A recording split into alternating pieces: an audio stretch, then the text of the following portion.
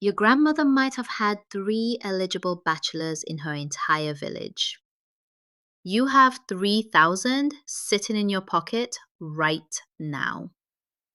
Having more options than any generation in human history should be a win, but it is creating a specific kind of misery. Every time you open Tinder, that infinite menu is exactly why it feels like we're losing. That exhaustion you feel when you look at your screen is a measurable reaction to an unnatural volume of choice. Your brain is struggling to process the scale. Back in the year 2000, while the world was bracing for Y2K, psychologists set up a tasting table at a grocery store to study how we actually make decisions.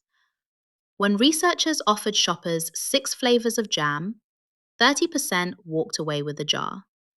But when options expanded to 24, the purchase rate plummeted to 3%. Shoppers got overwhelmed, panicked, and left empty-handed. We do the same thing at 2 a.m., staring at a screen full of beautiful strangers, unable to commit to a simple hey, because we're terrified the next swipe might be better. This choice overload is intentional. Dating platforms use the same interface mechanics as a casino to keep you engaged with the platform itself. The bright colors, the fluid animations, and the "it's a match" alerts are explicitly engineered to hit your brain's dopamine reward loop.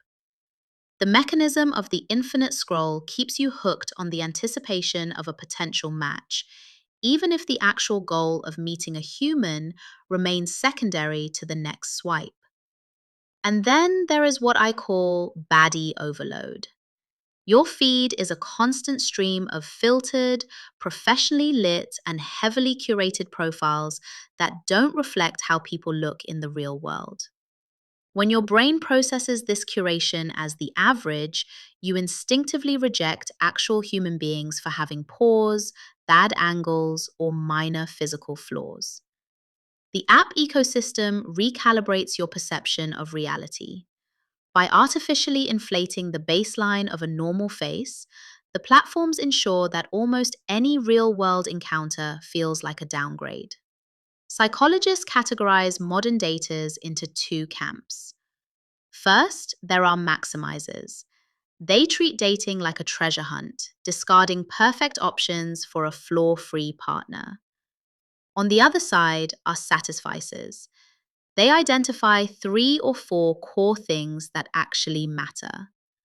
When they find someone who meets those criteria, they stop looking and start dating. The outcomes are predictable. Maximizers spend their time second guessing their choices and wondering if they settled, while satisficers move into stable, lasting relationships. Because maximizers demand perfection in others, they often work tirelessly to curate themselves into high status, high earning, good catches. Yet they remain stuck in bigger and better syndrome, constantly trading up instead of laying a foundation. The infinite scroll takes a physical toll. When monitoring people browsing profiles, heart rates and blood pressure climbed as options increased. Notice the blood volume dropping. Though beating faster, the heart pumps less blood, a biological signature of panic. Your body interprets the stakes of finding a mate as a survival threat. Modern dating cynicism is the result of a nervous system physically exhausted by digital scale options. We can bypass these traps by following 3 rules. Rule 1: the 2-date minimum. Unless they are rude or dangerous, you must go on a second date to allow for a connection that a snap judgment might miss. Rule 2 involves your standards. These 3 foundational pillars represent your non-negotiable deal breakers. Everything else is a nice to have. If you reject someone for a decorative trait, you are acting as a maximizer. Rule 3: the 37% rule. This mathematical framework suggests you spend the first portion of your dating life exploring to set a baseline. Then choose the next person who exceeds that baseline and commit. These rules disable the infinite choice loop. They force you to move away from the screen and toward intentional, structured commitment.